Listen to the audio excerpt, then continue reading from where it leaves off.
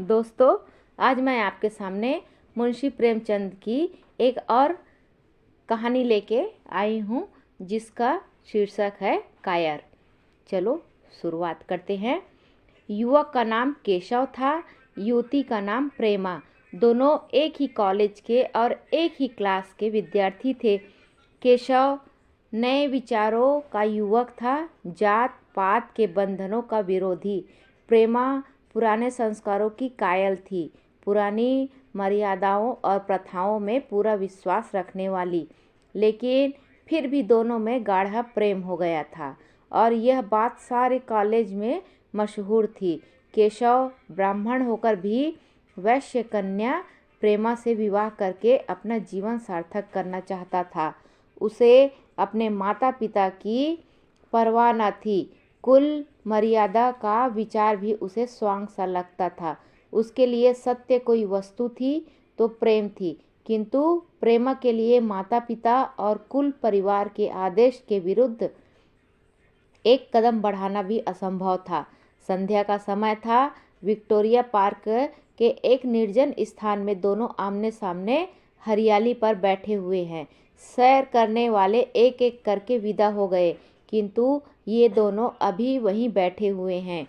उनमें एक ऐसा प्रसंग छिड़ा हुआ है जो किसी तरह समाप्त नहीं होता। केशव ने झुंझलाकर कहा, इसका यह अर्थ है कि तुम्हें मेरी परवाह नहीं। प्रेमा ने उनको शांत करने की चेष्टा करके कहा, तुम मेरे साथ अन्याय कर रहे हो केशव, लेकिन मैं इस विषय को माता पिता के सामने कैसे छेड़ूं, यह मेरी समझ में नहीं आता। वे लोग पुरानी रूढ़ियों के भक्त हैं। मेरी तरफ से कोई ऐसी बात सुनकर मन में जो जो शंकाएं होगी उनकी तुम कल्पना कर सकते हो। केशव ने उग्र भाव से पूछा, तो तुम भी उन्हीं पुरानी रूढ़ियों की गुलाम हो? प्रेमा ने अपनी बड़ी बड़ी आंखों से मृदु स्नेह भरकर कहा, नहीं, मैं उनकी गुलाम नहीं हूँ, लेकिन माता पिता की इच्छा मेरे लिए और सब चीज़ों से अधिक है। तुम्हारा व्यक्तित्व तो कुछ नहीं है, ऐसा ही समझ लो। मैं तो समझता था कि ये ढकोसलो मूर्खों के लिए ही है, लेकिन अब मालूम हुआ कि तुम जैसी विदुषियाँ भी उनकी पूजा करती हैं। जब मैं तुम्हारे लिए संसार को छोड़ने पर तैयार हूँ तो तुमसे भी यही आशा करता हूँ। प्रेमा ने मन में सोचा, मेरा अपनी देह पर क्या अधिकार है? जिन माता पिता अपने रक्त से मेरी सृष्टि की है और अपने से उसे पाला है, उनकी मर्जी के खिलाफ कोई काम करने का उसे कोई हक नहीं। उसने दीनता के साथ केशव से कहा, क्या प्रेम स्त्री और पुरुष के रूप में ही हो सकता है, मैत्री के रूप में नहीं? मैं तो आत्मा का बंधन समझती हूँ। केशव ने कठोर भाव से कहा, इन दार्शनिक विचारों से तुम मुझे पागल कर दोगी प्रेमा। बस इतना ही समझ लो, मैं निराश होकर जिंदा नहीं रह सकता। मैं प्रत्यक्षवादी हूँ और कल्पनाओं के संसार में प्रत्यक्ष का आनंद उठाना मेरे लिए असंभव है। यह कहकर उसने प्रेमा का हाथ पकड़कर अपनी ओर खींचने की चेष्टा की। प्रेमा ने झटके से हाथ छुड़ा लिया और बोली, नहीं केशव, मैं कह चुकी हूँ कि मैं स्वतंत्र नहीं हूँ। तुम मुझसे वह चीज़ न मांगो जिस पर मेरा कोई अधिकार नहीं है। केशव को अगर प्रेमा ने कठोर शब्द कहे होते तो भी उतना दुख न हुआ होता। एक क्षण तक वह मन मारे बैठा रहा, फिर उठकर निराशा भरे स्वर में बोला, जैसी तुम्हारी इच्छा, और आहिस्ता आहिस्ता कदम सा उठाता हुआ वहाँ से चला गया। प्रेमा अब भी वहीं बैठी आंसू बहाती रही। रात को भोजन करके प्रेमा जब अपनी माँ के साथ लेटी तो उसकी आंखों में नींद न थी। केशव ने उसे एक ऐसी बात कह दी थी जो चंचल पानी में पड़ने वाली छाया की तरह उसके दिल पर छाई हुई थी। प्रति क्षण उसका रूप बदलता था। वह उसे स्थिर न कर सकती थी। माता से इस विषय में कुछ कहे तो कैसे? लज्जा मुंह बंद कर देती थी। उसने सोचा, अगर केशव के साथ मेरा विवाह न हुआ तो उस समय मेरा क्या कर्तव्य होगा? अगर केशव ने कुछ उद्दंडता कर डाली तो मेरे लिए संसार में फिर क्या रह जाएगा। लेकिन मेरा बस ही क्या है। इन भांति भांति के विचारों में एक बात जो उसके मन में निश्चित हुई वह यह थी कि केशव के सिवा वह और किसी से विवाह न करेगी। उसकी माता ने पूछा, क्या तुझे अब तक नींद न आई? मैंने तुझसे कितनी बार कहा था कि थोड़ा बहुत घर का काम काज किया कर, लेकिन तुझे किताबों से फुर्सत नहीं मिलती। 4 दिन में तू पराए घर जाएगी, कौन जाने कैसा घर मिले। अगर कुछ काम करने की आदत न रही तो कैसे निवाह होगा। प्रेमा ने भोलेपन से कहा, मैं पराए घर जाऊंगी ही क्यों। माता ने मुस्कुराकर कहा, लड़कियों के लिए यही तो सबसे बड़ी विपत्ति है बेटी। माँ बाप की गोद में पलकर ज्यों ही सयानी हुई दूसरों की हो जाती है। अगर अच्छे प्राणी मिले तो जीवन आराम से कट गया, नहीं रो रो कर दिन काटना पड़ा। सब कुछ भाग्य के अधीन है। अपनी बिरादरी में तो मुझे कोई घर नहीं भाता, कहीं लड़कियों का आदर नहीं, लेकिन करना तो बिरादरी में ही पड़ेगा। न जाने जात पात का बंधन कब टूटेगा। प्रेमा डरते डरते बोली, कहीं कहीं तो बिरादरी के बाहर भी विवाह होने लगे हैं। उसने कहने को तो कह दिया, लेकिन उसका हृदय काँप रहा था कि माता जी कुछ भांप न जाए। माता ने विस्मय से पूछा, क्या हिंदुओं में ऐसा हुआ है? फिर उसने आप ही आप उस प्रश्न का जवाब भी दिया, और 2-4 जगह ऐसा हो भी गया हो सो उससे क्या होता है। प्रेमा ने इसका कुछ जवाब न दिया। भय हुआ कि माता कहीं उसका आशय समझ न जाए। उसका भविष्य एक अंधेरी खाई की तरह उसके सामने मुंह खोले खड़ा था, मानो उसे निगल जाएगा। उसे न जाने कब नींद आ गई। प्रातःकाल प्रेमा सोकर उठी तो उसके मन में एक विचित्र साहस का उदय हो गया था। सभी महत्वपूर्ण फैसले हम आकस्मिक रूप से कर लिया करते हैं, मानो कोई दैवी शक्ति हमें अपनी ओर खींच ले जाती है। वही हालत प्रेमा की थी। कल तक वह माता पिता के निर्णय को मान्य समझती थी, पर संकट को सामने देखकर उसमें उस वायु की हिम्मत पैदा हो गई थी जिसके सामने कोई पर्वत आ गया हो। वहीं मंद वायु प्रबल वेग से पर्वत के मस्तक पर चढ़ जाती है और उसे कुचलती हुई दूसरी तरफ जा पहुँचती है।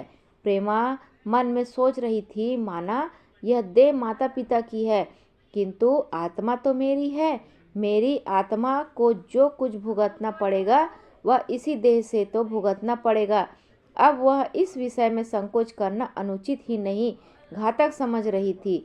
अपने जीवन को क्यों एक झूठे सम्मान पर बलिदान करे।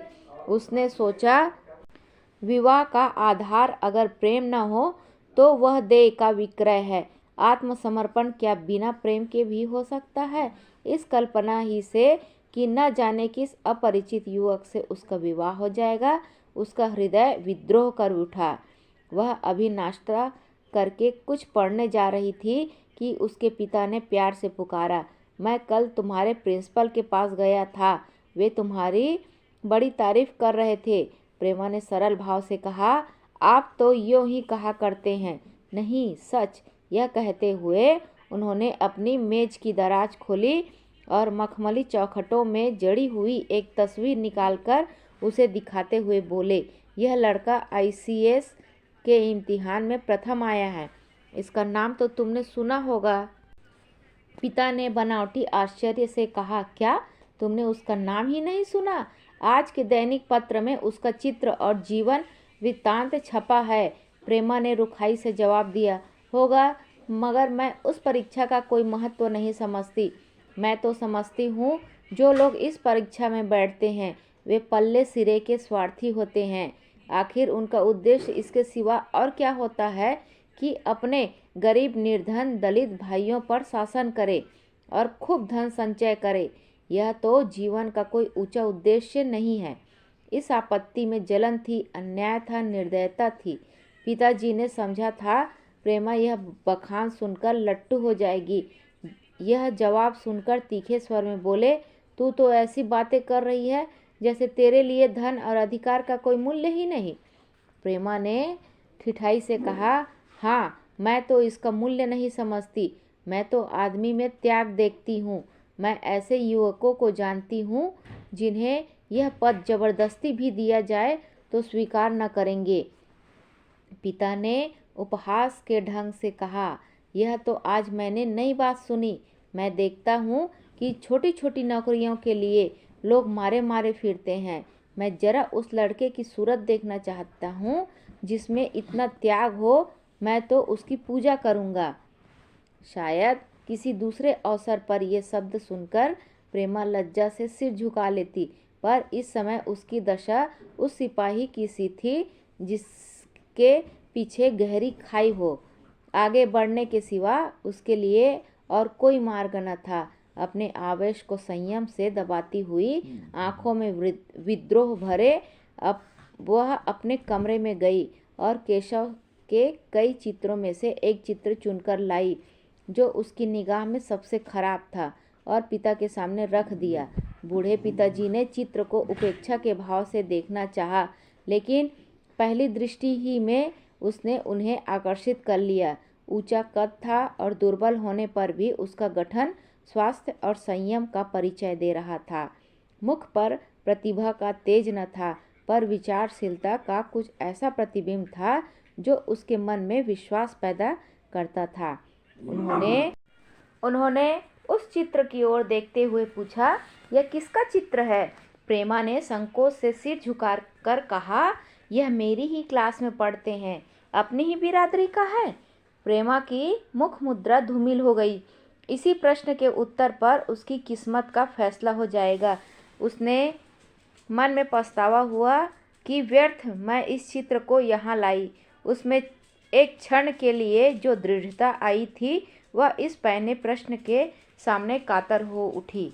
दबी हुई आवाज़ में बोली, जी नहीं, वह ब्राह्मण है। और यह कहने के साथ ही क्षुब्ध होकर कमरे से निकल गई, मानो यहाँ की वायु में उसका गला घुटा जा रहा हो, और दीवार की आड़ में होकर रोने लगी। लाला जी को तो पहले ऐसा क्रोध आया कि प्रेमा को बुलाकर साफ साफ कह दे कि यह असंभव है। वे उसी गुस्से में दरवाजे तक आए, लेकिन प्रेमा को रोते देखकर नम्र हो गए। इस युवक के प्रति प्रेमा के मन में क्या भाव थे यह उनसे छिपा न रहा।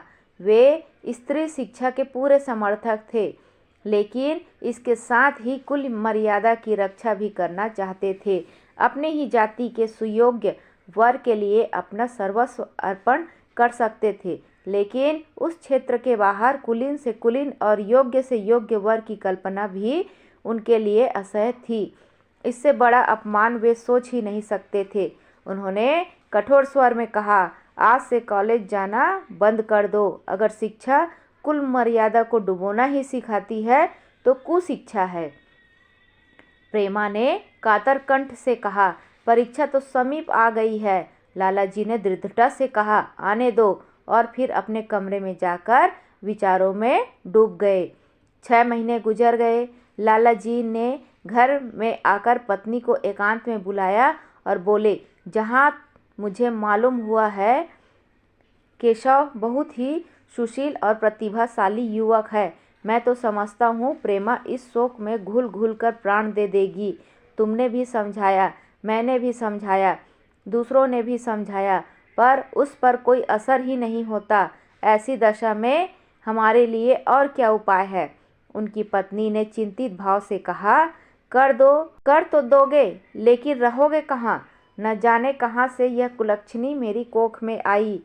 लाला जी ने भवें सिकोड़कर तिरस्कार के साथ कहा, यह तो 1000 दफ़ा सुन चुका, लेकिन कुल मर्यादा के नाम को कहाँ तक रोए?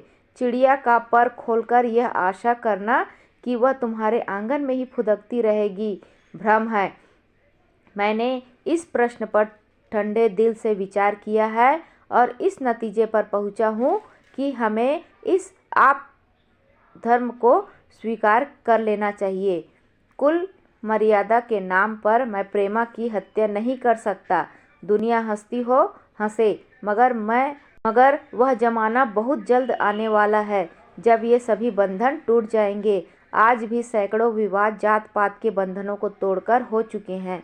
अगर विवाह का उद्देश्य स्त्री और पुरुष का सुखमय जीवन है तो हम प्रेमा की उपेक्षा नहीं कर सकते हैं। वृद्धा ने क्षुब्ध होकर कहा, जब तुम्हारी यही इच्छा है तो मुझसे क्या पूछते हो? लेकिन मैं कह देती हूँ कि मैं इस विवाह के नज़दीक न जाऊँगी, न कभी इस छोकरी का मुँह देखूँगी। समझ लूँगी जैसे और सब लड़के मर गए वैसे यह भी मर गई। तो फिर आखिर तुम क्या करने के को कहती हो? क्यों नहीं उस लड़के से विवाह कर देते? उसमें क्या बुराई है? वह 2 साल में सिविल सर्विस पास करके आ जाएगा।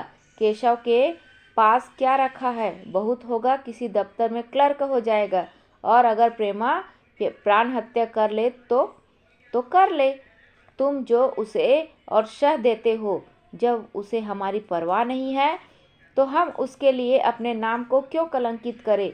प्राण हत्या करना कोई खेल नहीं है, यह सब धमकी है, मन घोड़ा है। जब तक उसे लगाम न दे पुट्ठे पर हाथ भी न रखने देगा। जब उसके मन का यह हाल है तो कौन कहे केशव के साथ ही जिंदगी भर निवाह करेगी। जिस तरह आज उससे प्रेम है उसी तरह कल दूसरे से हो सकता है। तो क्या पत्ते पर अपना मांस बिकवाना चाहते हो? लालाजी ने स्त्री को प्रश्न सूचक दृष्टि से देखकर कहा। और अगर वह कल खुद जाकर केशव से विवाह कर ले तो तुम क्या कर लोगी? फिर तुम्हारी कितनी इज्जत रह जाएगी? वह चाहे संकोचवश या हम लोगों के लिहाज में यूं ही बैठी रहे, पर यदि जिद पर कमर बांध ले हम तुम कुछ नहीं कर सकते। इस समस्या का ऐसा भीषण अंत भी हो सकता है, यह इस वृद्धा के ध्यान में भी न आया था। यह प्रश्न बम के गोले की तरह उसके मस्तक पर गिरा।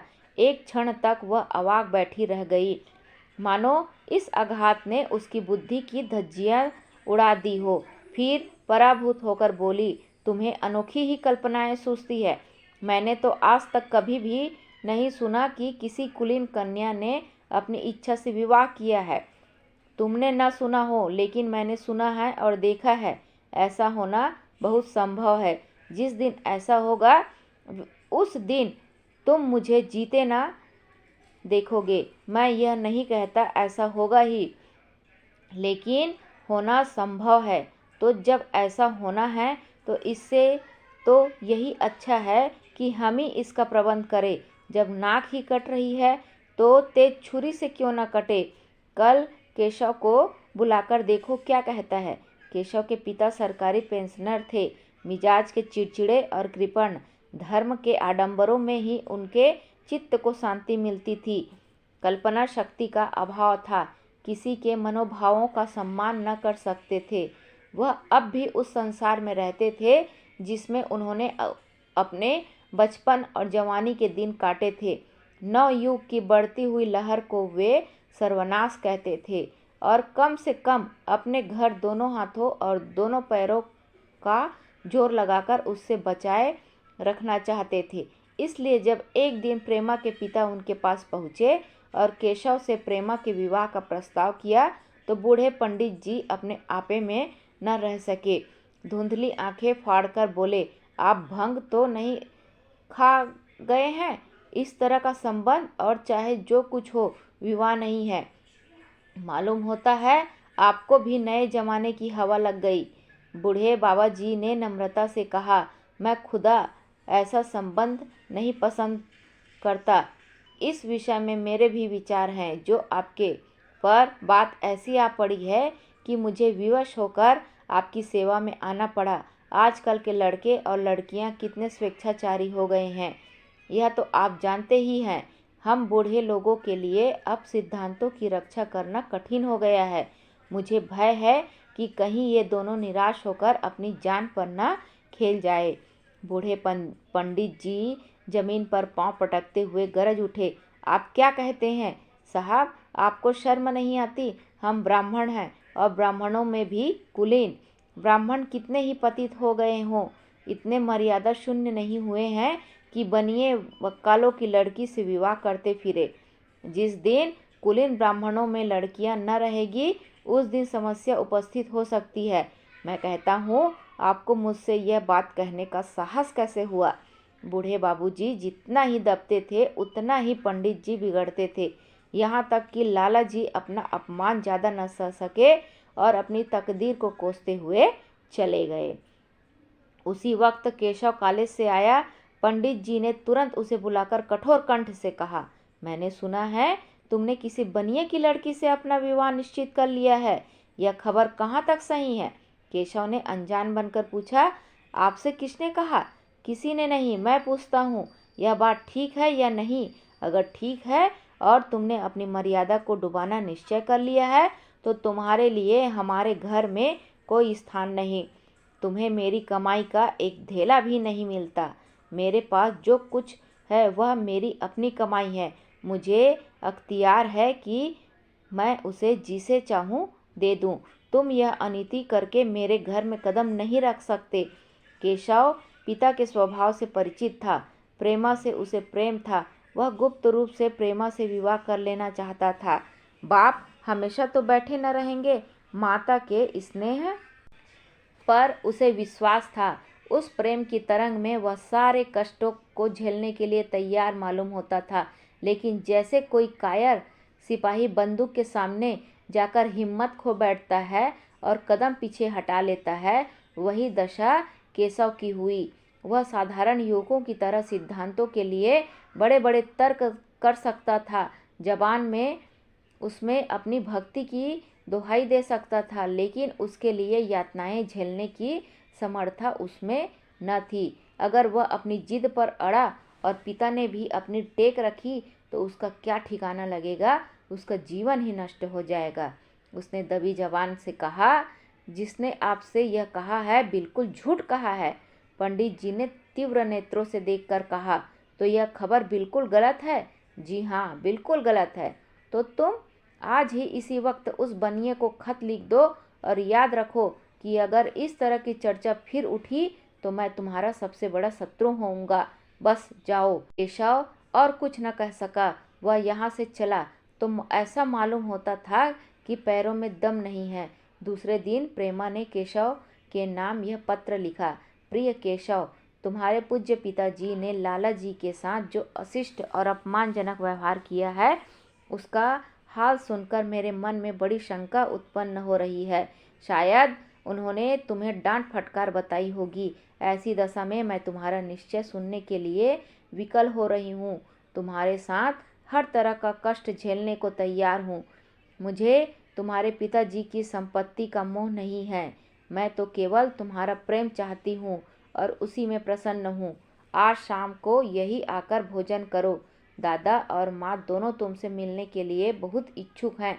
मैं वह स्वप्न देखने में मग्न हूँ जब हम दोनों उस सूत्र में बंध जाएंगे जो टूटना नहीं जानता, जो बड़ी से बड़ी आपत्ति में भी अटूट है। तुम्हारी प्रेमा।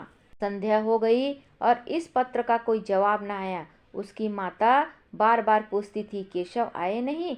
बूढ़े लाला भी द्वार की ओर आंख लगाए बैठे थे।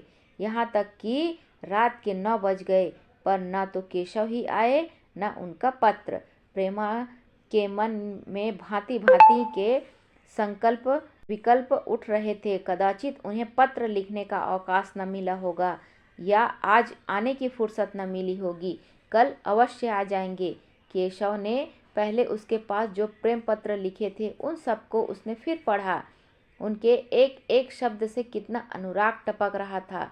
उनमें कितना कंपन था, कितनी विकलता, कितनी तीव्र आकांक्षा। फिर उसे केशव के वे वाक्य याद आए जो उसने सैकड़ों ही बार कहे थे। कितनी बार वह उसके सामने रोया था। इतने प्रमाणों के होते हुए निराशा के लिए कहाँ स्थान था। मगर फिर भी सारी रात उसका मन जैसे सूली पर टंगा रहा। प्रातःकाल केशव का जवाब आया। प्रेमा ने कांपते हुए हाथों से पत्र लेकर पढ़ा। पत्र हाथ से गिर गया। ऐसा जान पड़ा मानो उसकी देह का रक्त स्थिर हो गया हो। लिखा था, मैं बड़े संकट में हूँ कि तुम्हें क्या जवाब दूँ। मैंने इधर इस समस्या पर खूब ठंडे दिल से विचार किया है और इस नतीजे पर पहुँचा हूँ कि वर्तमान दशाओं में मेरे लिए पिता की आज्ञा की उपेक्षा करना दुस्सह है। मुझे कायर न समझना। मैं स्वार्थी भी नहीं हूँ, लेकिन मेरे सामने जो बाधाएं हैं उन पर विजय पाने की शक्ति मुझ में नहीं है। पुरानी बातों को भूल जाओ, उस समय मैंने इन बाधाओं की कल्पना न की थी। प्रेमा ने एक लंबी गहरी जलती हुई सांस खींची और उस खत को फाड़ कर फेंक दिया। उसकी आंखों से अश्रुधारा बहने लगी। जिस केशव को उसने अपने अंतःकरण से वर लिया था, वह इतना निष्ठुर हो जाएगा, इसकी उसको रत्ती भर भी आशा न थी। ऐसा मालूम पड़ा मानो अब तक वह कोई सुनहला स्वप्न देख रही थी, पर आँख खुलने पर वह सब कुछ अदृश्य हो गया। जीवन में जब आशा ही लुप्त हो गई तो अब अंधकार के सिवा और क्या रहा। अपने हृदय की सारी संपत्ति लगाकर उसने एक नाव लदवाई थी, वह नाव जलमग्न हो गई। अब दूसरी नाव कौन वहाँ से लदवाए। अगर वह नाव टूटी है तो उसके साथ वह भी डूब जाएगी। माता ने पूछा, क्या केशव का पत्र है? प्रेमा ने भूमि की ओर ताकते हुए कहा, हाँ, उनकी तबीयत अच्छी नहीं है, इसके सिवा वह और क्या कहे। केशव की निष्ठुरता और बेवफाई का समाचार कहकर लज्जित होने का साहस उसमें न था। दिन भर वह घर के काम धंधों में लगी रही, मानो उसे कोई चिंता ही नहीं है। रात को उसने सबको भोजन करवाया, खुद भी भोजन किया और बड़ी देर तक हारमोनियम पर गाती रही। मगर सवेरा हुआ तो उसके कमरे में उसकी लाश पड़ी हुई थी। प्रभात की सुनहरी किरणें उसके पीले मुख को जीवन की आभा प्रदान कर रही थी।